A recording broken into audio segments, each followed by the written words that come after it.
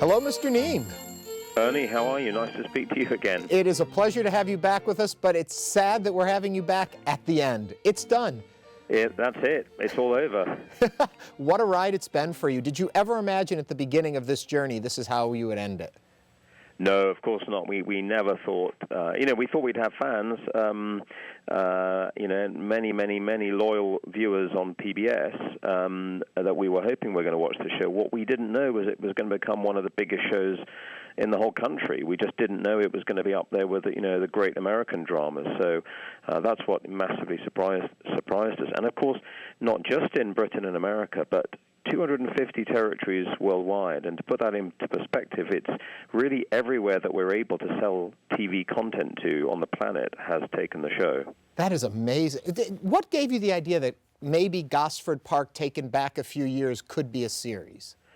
Well, I've always felt that English country house genre was very recognizable. It's an expressly sort of British idea. It couldn't be done anywhere else, and that audiences around the world would recognize it. And what I wanted to do was to reboot, if you will, that genre for the 21st century. Folks are always asking me, why don't you do our show after different masterpiece shows? And I say back to them, because Downton seems to have a sense of humor about itself as well as the serious to it. It's got the tongue-in-cheek along with the heavy storylines. Is that intentional? I think it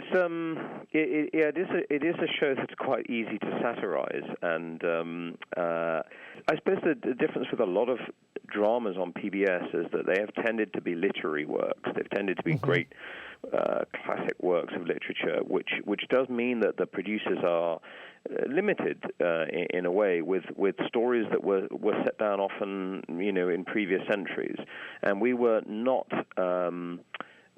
sort of stuck in that way. We were completely free to make up and invent whatever stories we wanted to do, and therefore those stories, are much more contemporary. For example, issues of romance, love, sex, some aspects of crime, things like that would not really have been written about by Jane Austen or other writers of her era. And in telling a modern story, you can bring a modern perspective to it. And I think it's allowed Julian Fellowes to create a cast of characters that a modern audience can really empathize with and relate to. And also, I think he has an extraordinary talent to combine drama with comedy. And that's very unusual. Most shows are one.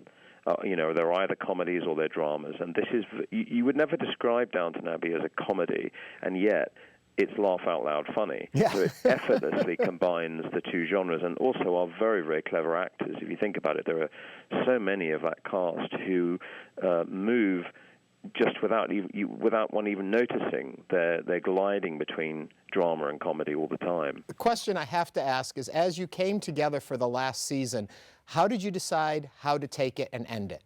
It actually wasn't that difficult, because we definitely ended season 5 with a sense of positioning the characters ready for a finale, and we just knew we had to find the screen time to give every character the end to a journey. Mm-hmm.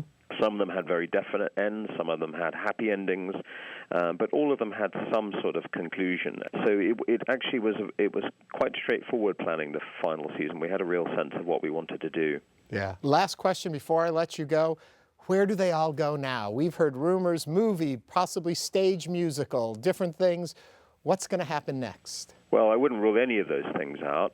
Really? I certainly have said that we'd be interested in doing a movie, and Julian has said the same thing, and the cast as well. So there's nothing I can really confirm about that, but we certainly wouldn't rule that out. I think one thing we've learned about entertainment these days is that when there's a really strong property, they never die out completely.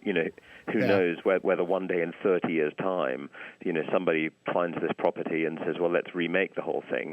This seems to be an awful lot of films and TV are driven by mining the great properties of the past. So I think it's quite likely that people will revisit Downton Abbey and do something with it in the future. But for now, that is the last episode. That's it with us and with this cast, and the future is as yet unclear. Well, thank you for all of the past you've given us up to this point. It has been a wonderful journey, and thank you. I don't know what else to say. Well, I would say thank you, Ernie, for your support of the show, and all your viewers for the love they've shown the show. It's meant a lot to all of the actors and the people who make the show. Well, thank you. It's been a joy. Okay. Bye-bye. Bye.